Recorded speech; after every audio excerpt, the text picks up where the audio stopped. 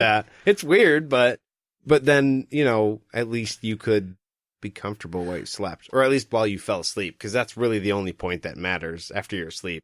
If you're me, you're fucking out, so. But that's when he brought up that it's not quite as creepy as if somebody had their eyes open and spoke while they were sleeping. So they're awake. Yeah. No, but listen. Okay. I didn't put this on Facebook, but you talk when you sleep.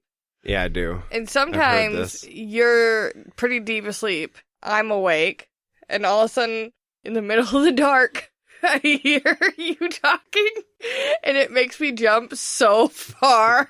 I'm just like, who are you talking to? He talks about the most random shit, or he'll laugh. A lot of times it's just, he'll just start laughing. Babe, the car needs new tires. I want to ask what kinds of things I say. Yeah, and can you embellish this a little? Don't want to know what I say. The truth is going to come out. The most random stuff, like my CDs are on top of the fridge, right? Right? Well, that does show how old I am. And like it's just or he'll just start laughing, and you're always very happy while you're sleeping. That's the number one thing. You're a very happy sleeper. That would be because I'm sleeping. It's the only bit of peace and quiet he gets. A close number 2 is sitting still. Sometimes it's gibberish. You and Jackson both do this thing. Our son, you and him both do this thing where I'm like, what? What was that? Because I don't think it's actual words. It's just different letters that you've strung together. It's a thing we've been working on. So they could see yellow eyes moving, and every once in a while they would hear a yelp of frustration. I think that would make it much, much worse than to just know animals are out there, that these animals are waiting where they are because they're waiting for you so they could eat your face. And that they're pissed off and frustrated that they can't get to you. Well, and also to visually, they are right there. Right there. I don't know how much water they went through. They might have said it. But, you can see their eyes glowing in the darkness. That'd be pretty freaky for me. I don't know about you. I think they probably went through at least 20 feet of water. Okay. That's fair. Enough to freak a dog out, I would think, if a dog didn't know how deep water was. Either it would just charge in and hope it didn't drown, which could be a majority. Most likely is.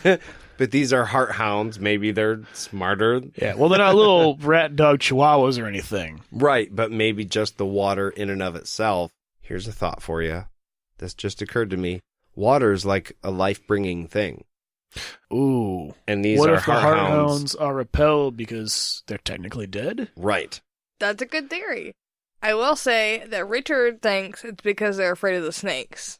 Yeah, Kaylin was wondering why the glowing eyes aren't following them. And Richard says, I think they're afraid of the snakes. And Kaylin just loses her shit. She's like, snakes? What snakes? And just freaks out. Right, and he's like, no, it's okay. They're water snakes. They're not coming up here. The sword scared them off. It's fine. It's fine. Just breathe, Kaylin. I'd be so pissed off if I was her. What? Your sword scared him away? Fuck you. You didn't tell me sooner? We've been here for 10 minutes. They end up eating in silence after that, which I don't blame her. That's the equivalent of being in the doghouse. Dude, you screwed up. And you know it. And she's going to make sure you know it. When you're friend-zoned and in trouble, that's what it is. You just eat a meal in silence, and you just know, fuck, she's mad at me. Yep. Kaylin asked Richard if he saw her sister when they were in the Boundary. And he's like, no, I bet you didn't see my father either. Which is weird, because in that scene, she saw Denis, her sister. Yeah. Richard was going back and forth on whether or not he should kill this weird Boundary version of Kaylin's sister. And then he ended up doing it. So why in this chapter is he saying, yeah, I didn't see your sister either? It didn't look like her sister to him. Kaylin yelled, no, it's my sister. It just looked like a black thing to him. Oh, okay. Okay. Then never mind. Because I was like, obviously he sees her and he was like, I don't know if this is a good idea or not. And then he ends up killing it, No. even though it's not really her sister. It was a black thing. So Richard tells Kaylin that he thinks that the things in the underworld take a form that's familiar to them, right? Uh-huh. You know what form I think that they would take from me? What's that, JD? A beer break. You're getting better and better at these. Tonight, we're doing something just a little bit different. This week, we are drinking something kind of special. Jade and I were thinking about doing I don't think you would call it a promotion, but like a craft beer countdown to Christmas. 12 beers of Christmas, whatever, what have you. Today, we are drinking Imperial Chocolate Cheesecake Milkshake Stout. Say that 5 times fast. And we are going to be drinking one of these milkshake stouts every episode until Christmas. Yay! Yeah. I'm super excited about this. I keep staring at these every time we walk through Myers, so when you walked through the door with them today, I was like, yes! When we were checking out the box just before coming down here to record, we were all looking at the names of the flavors, and we were like, fuck yeah, There's some one's crazy gonna be stuff good. in there. Yeah. We couldn't decide on which one to take, and he's like, it's this one. He just grabbed one, because they all just sound amazing. This one, I think, sounded the sweetest. Imperial Chocolate Cheesecake Milkshake Stout. Yeah, Come the fuck on. just from the smell, like, we haven't tried it yet. Just the smell is super, super sweet. It's dark. It's kind of caramely. This beer is from Rochester Mills Beer Company. The back of the can says, a larger addition of cocoa nibs and chocolate malts boost the intensity of this deep, dark beer featuring rich, sweet, roasted flavors. Lactose, milk sugar, adds complexity, body with a smooth, creamy texture. Beer for dessert? Why not? Hey, I'll take it. I'm sold by the name, and I'm dripping beer as I'm reading the can. We keep it classy here at All the Things. Cheers, guys. Cheers!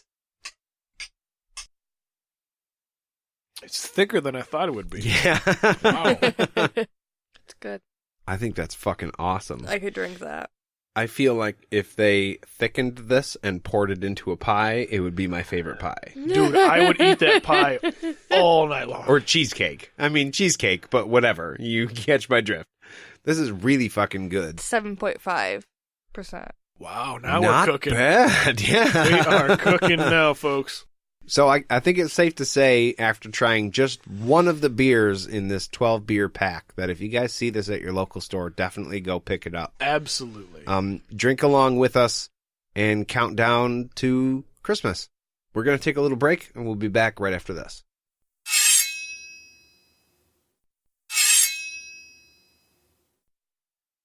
So Richard notices that this thing that came out of the boundary is super accurate when it goes after Kaylin, and it goes after Chase, and it goes after Zed.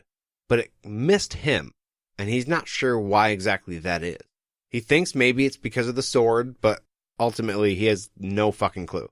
Right, and he's thinking maybe the reason he didn't feel the pain that he's supposed to feel when he murders something is because it's a dead thing. Right, it's already dead, so he didn't actually kill anything. But then he started to question whether or not it was actually his father or not in the boundary. He's getting all mixed up. So Richard and Kaylin are sitting there together after this attack, kind of figuring out what the fuck they're going to do next. Richard takes out an apple and he shares it with Kaylin. And their issue is that they needed both Zed and Chase. Zed has a lot of knowledge. He's got magic. Fucking useful. Chase is, well, he's fucking Chase. He literally wears an armory on his person at all time. Obviously a useful guy to have around. They now have neither of these people, and they need to figure out what their next move is. They're talking about going to South Haven, and Kaylin's pretty sure they don't have a healer there because thieves and misfits are generally what go through there. And, she's trying to prepare Richard to leave Zed and Chase behind. And he's like, we can't. They have a plan.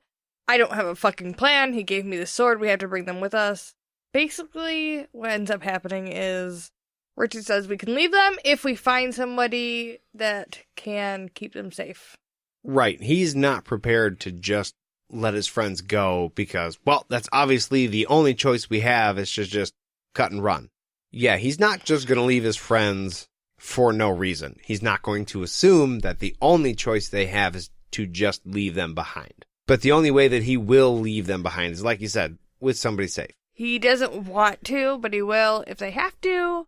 Richard says, I'm the Seeker, as if that means fucking anything. He's been the Seeker, like you said in one of the earlier episodes, for all of 4 hours, maybe. Yeah. Dude, you don't get to claim that. Okay? I'm the Seeker. I know what I'm talking about. Yeah, this morning you weren't. So kind of fuck off a little bit. Maybe I know what I'm talking about. And she's like, look, what if those two just died tonight and they just weren't an option? What would we do to move on? And Richard has to wrestle with that a little bit. But what does that really matter? Because they're not. I think in the last chapter, everybody kind of got to the point where, okay, yeah, mission is the important thing over any one of us. Why do we have to keep revisiting this? Let's move it along. It just lasted a little bit long for me. Yeah, no, I get where. He understands how she feels and everything, but he just doesn't think that they're to that point yet.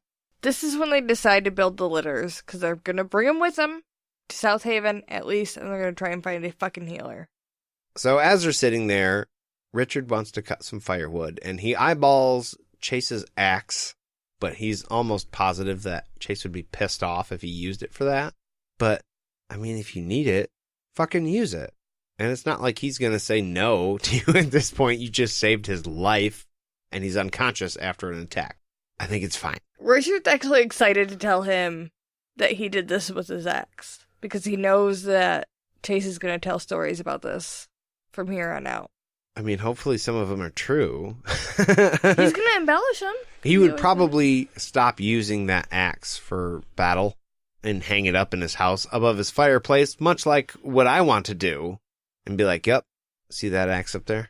The Seeker totally used that axe. I'm like, no shit, like in a battle? He chopped wood with that thing. He cut us some firewood, though. Yeah. I could see that for sure.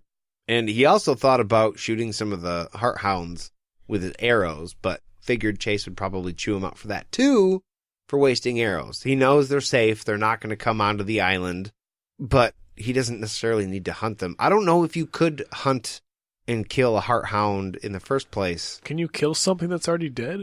Right. And they came out of the underworld, so they're dead. Can you shoot them? Is it technically dead when it's not in the underworld anymore?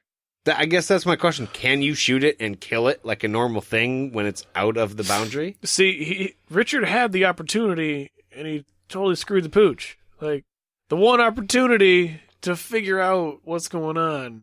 Right. And he's like, nah, Chase will get mad. Chase will get mad. Right. That's his only rationale right there. Like, maybe I would have tried one. Like, maybe one shot. Right. Like, Just maybe to see not what kill happens. all of them, but just kill one just- and be like, okay, this is how this shit works. Yeah. Yeah. It's for science, Chase. Does it bleed its own blood? Nobody makes me bleed my own blood. But him and Kaylin end up leaning against each other, and she falls asleep, has a nightmare, and he ends up waking her up because she's freaking out. She says it's because she imagined that the thing in the boundary was a fucking snake, and he just holds her in his arms. And she's totally fine with the fact that his heart's pounding, because she's going to sleep, because she doesn't give a shit that he's all, like, hot for her. She's, like, having an emotional moment, and sleepy. Which is weird, because why would you come up and cuddle with a guy that you just had to talk about? Like, look, we can't really be emotionally attached. I've got other obligations, not necessarily a special person, but just I have reasons we can't be together. But I'm just going to snuggle up and be all affectionate towards you. And there's something she says later in this chapter that was like, why the fuck would you do that to a guy that you were just like, I just shot you down in the most brutal of way, and now I'm going to do everything against what I just said. But I need your comfort. Do it anyway. So give me your comfort. Right, Yeah. but you better fucking stay in line. Yeah. This is Friday